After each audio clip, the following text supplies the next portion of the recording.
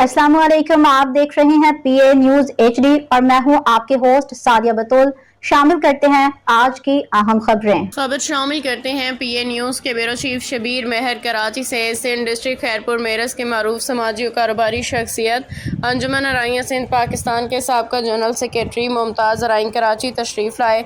Social secretary अंजुमन अराइयाँ सिंध पाकिस्तान रिजवान शाहिद अराइन की office में मेहमानान के साथ तफसीली मुलाकात करने वाले मरकज़ी सदर अंजुमन सिंध पाकिस्तान जनाब इफ्तिखार अहमद अराई, मरकज़ी जनरल सेक्रेटरी जनाब नसीर अहमद अराई, मेहर मोहम्मद रमज़ान अराई, डिस्ट्रिक्ट के माड़ी सदर जनाब साबिर अराई, हाजी मोहम्मद असलम अराई।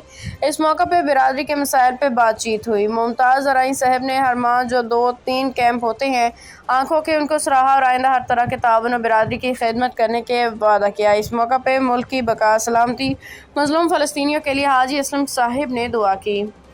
जी माशाल्लाह जी साढ़े खैरपुर तो अराई बरादरी के साथी बिस्मिल्लाहिर्रहमानिर्रहीम कि माशाल्लाह बहुत खुशी हुई अज अंजुमन अराइयां दे आई कैंप च शिरकत करके।